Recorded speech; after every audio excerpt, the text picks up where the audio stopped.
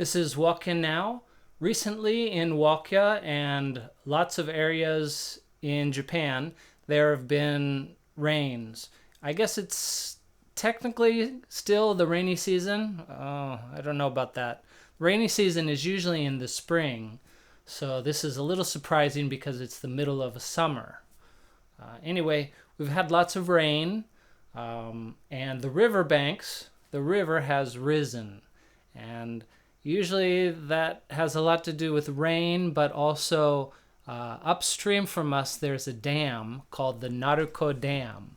And to keep it from overflowing, they have outlets that they let water run into the river and trying to relieve some of that pressure and build up. So the other day I walked to the office along the river and it was just a little high. In the afternoon it was much higher, and I was surprised in the evening that the water had reached both banks of the river. Now usually we have walkways along each side of the river, and then down below you can still walk there, and then the river is somewhere in between, a little bit further in the center.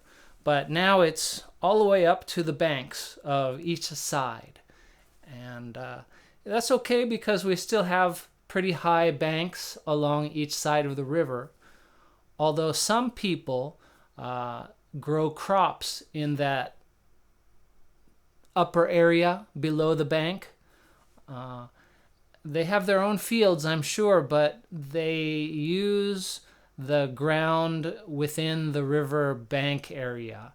And I'm not sure if they're allowed to use it, but nobody really stops them because usually you don't use that land.